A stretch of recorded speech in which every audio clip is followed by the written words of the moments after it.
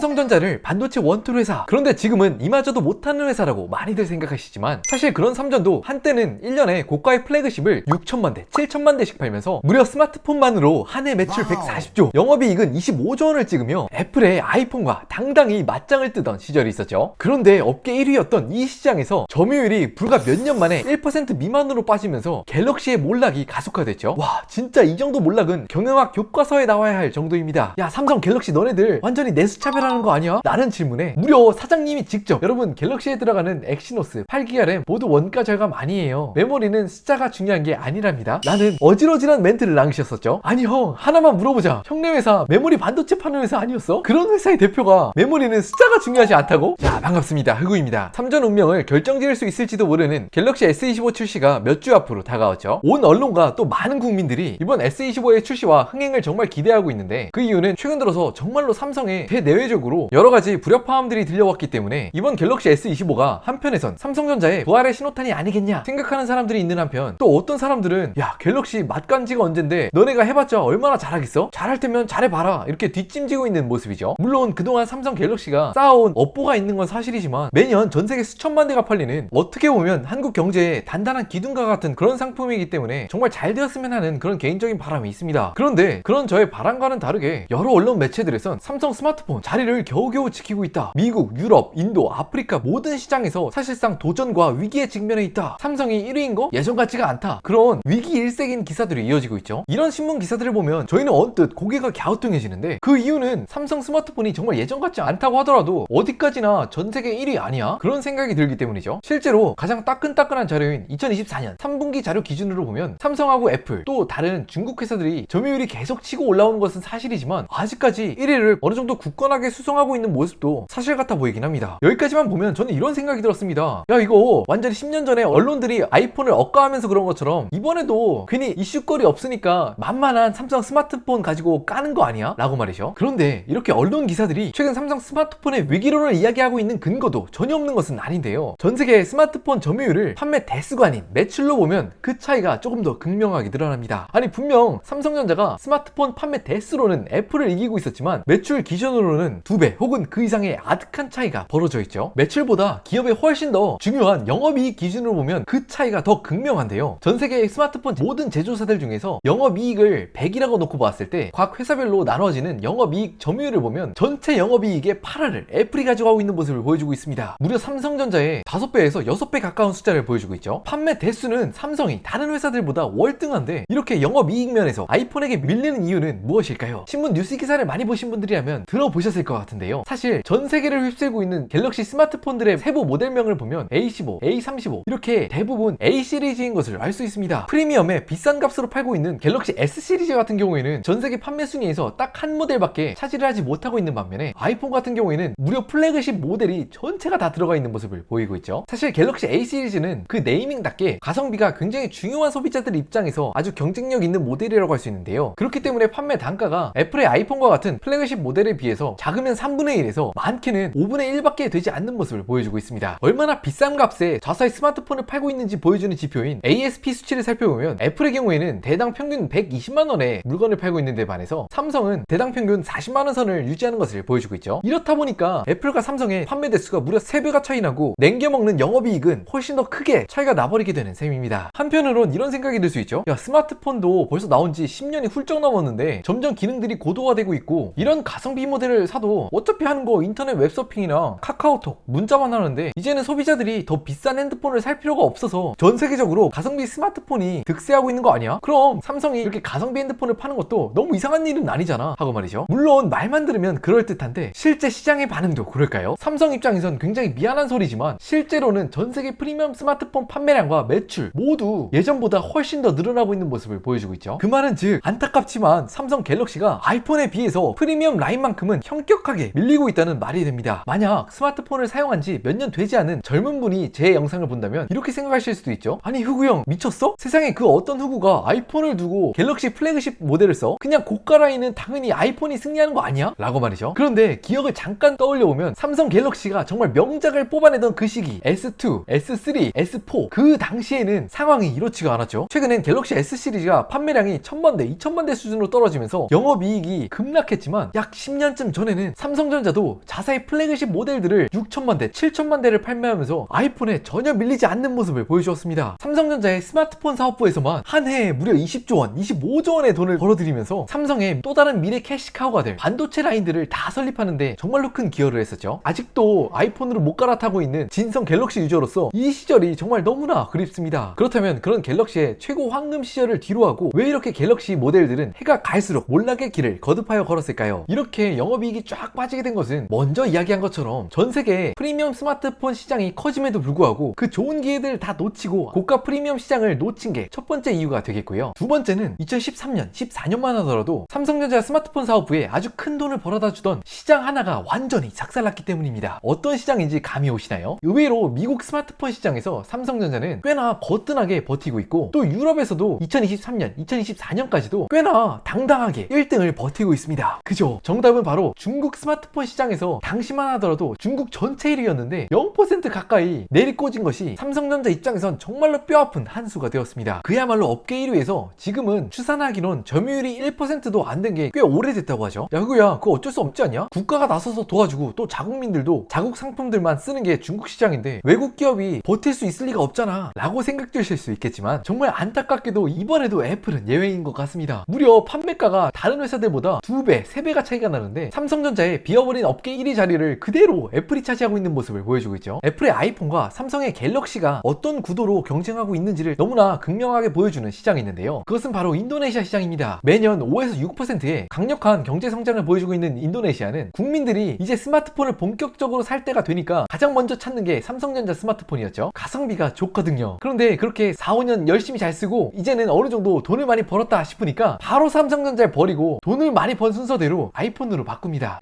인도네시아 국민들 너네 아이폰 살 만큼 돈 아직 많지 않을 텐데 인터넷에서 읽어보니까 3달치 월급을 털어서 산다. 한국인들이 명품을 사랑하는 것 그 이상으로 동남아 시장에서도 아이폰이 사치제로서 엄청난 인기라고 하죠. 결국 스마트폰 시장에서 살아남으려면 영업이익을 훨씬 더 많이 남길 수 있는 이런 플래그십이 살아야 한다는 말인데 그렇다면 삼성전자의 스마트폰 사업부는 앞으로 5년, 10년을 어디에 역점을 두고 사업을 영위해 나가고 있을까요? 첫 번째로 가장 중요하게 생각하는 시장은 믿을 수 없는 경제 성장을 보여주고 있는 인도 시장인 것 같습니다. 마치 예전에 중국이 그랬던 것처럼 인도의 스마트폰 출하량이 정말 말 그대로 미쳤죠. 가성비의 삼성, 아이폰으로 양강 구도 체제를 만들 수 있었던 과거와 다르게 그런데 인도에선 샤오미, 비보, 오포와 같은 중국에서 실력을 다진 중국 스마트폰 업체들이 급속도로 밀려오고 있어서 최근 인도 시장에서도 24년엔 삼성전자가 업계 1위를 내주고 3등으로 전락했다고 합니다. 삼성의 카피캣 정도로 머물던 중국의 스마트폰 회사들이 최근엔 이거 진짜 좀 뭔가 너네들 다른데? 라는 생각이 들 정도로 예전과는 또 다른 급성장한 기술력을 보여주고 있기 때문에 충분히 삼성 갤럭시에게도 위협이 될 만한 경쟁자로 급부상하고 있죠. 이런 어려움에도 불구하고 목표를 아주 높게 잡아서 갤럭시 스마트폰을 매년 2억 대씩 판매하겠다 그런 당찬 포부를 밝히고 있습니다. 물론 판도가 결정난 것은 아니라지만 갤럭시의 역점 사업 중 하나였던 폴더블 폰의 경우에는 판매량 성장세가 실망스러운 걸 넘어서 오히려 감소하고 있는 모습을 보여주고 있죠. 따라서 애초에 폰이 왜 접혀야 돼? 리얼 모르겠음 라고 이야기하는 소비자들도 늘고 있습니다. 특히나 1, 2년 전부터 갤럭시의 AI를 접목해서 우리 삼성 스마트폰은 당신의 비서가 되어드려요 라며 당차게 홍보를 했었지만 유저층들의 대부분은 아직까지 AI 기능이 어떻게 우리 삶에 쓸모있게 사용할 수 있지? 납득하고 있지 못하고 있는 모습을 보여주고 있죠. 사실은 한국인이기 때문에 어쩔 수 없이 야 한국 기업이 중국 회사한테 지는 게 말이 돼? 삼성전자 화이팅 해보자 라는 생각이 드는 것도 사실이지만 또 한편으로는 삼성 갤럭시가 그 어느 나라도 아니고 내국인을 심각히 차별한 게 아니냐 하는 정황들도 있어 왔기 때문에 곱지 않은 시선으로 바라보는 사람들도 있습니다. 그중 최근에 가장 논란이 됐던 것은 외국에서는 훨씬 더 비싸게 사오고 성능이 좋은 스냅드래곤과 램을 12기가를 꼬박꼬박 챙겨주면서 꼭 우리나라에서만 재고 처리하는 엑시노스 또 램 8기가를 도대체 이건 몇 년째 넣어주는 거야? 그런 내수차별 또 원가 절감 이슈가 있어 왔는데 무려 사장님은 갤럭시 S24에 들어가는 엑시노스 8기가 램은 원가 절감이 아니다. 그 이유는 메모리는 숫자가 중요하지 않기 때문이다 라는 이런 말 같지도 않은 말을 해서 정말로 큰 공문을 샀었는데 아니 진짜 이건 지금 봐도 레전드죠? 아니 형네 회사 메모리 반도체 파는 회사 아니었어? 그런 회사가 메모리가 숫자가 중요하지 않다고? 이런 말을 들을 때일수록 이건희 회장님이 살아있을 때 삼성전자가 너무나 그리운 것 같습니다. 무려 지금으로부터 약 35년 전 휴대전화를 처음 보자마자 이거 미래엔 국민 1인당 한 명은 무조건 살 것 같은데 이거 무조건 해야겠다 라는 빠른 판단을 본 이건희 회장. 그런데 막상 뽑힌 삼성 애니콜의 휴대전화는 당시 강자였던 모토로라 휴대폰에 형편없이 밀렸었죠. 아시는 분들은 다 기억하신다는 삼성 애니콜의 화형식이 등장했습니다. 무려 삼성전자 직원 2천여 명이 바라보는 앞에서 자그마치 휴대전화 15만 대 30년 전 돈으로 500억 원어치의 휴대폰을 그냥 불태워버리면서 양이 중요한 게 아니다 질이 중요하다 중요하다, 그런 위험찬 발언을 이어나갔죠. 항상 고객 중심으로 생각하던 그 삼성전자. 그런데 지금의 삼성전자의 모습은 그때와는 너무 달라진 느낌이라 실망스러운 건 저뿐인가요? 그래도 역시나 한국인이기 때문에 이런 빡센 경쟁들을 틈에서 이번에는 정말로 갤럭시 S25가 삼성의 위기론을 돌파하고 갤럭시 S2, S4에 이은 띵짝이라는 소식을 꼭 들었으면 좋겠습니다. 오늘은 정말 얼마 안 남은 갤럭시 S25와 또 이를 둘러싼 시장 환경에 대해서 이야기해보았는데요. 제가 이야기한 내용 중에 틀렸거나 또 부족한 부분이 있다면 아래 댓글을 통해서 남겨주세요. 저와 또 시청자 여러분들이 보고 배울 수 있는 정말 좋은 기회가 되고 있습니다. 또 하단에 구독하기 버튼을 눌러주시면 앞으로도 재미난 소재를 영상으로 담아서 인사드릴 수 있도록 하겠습니다.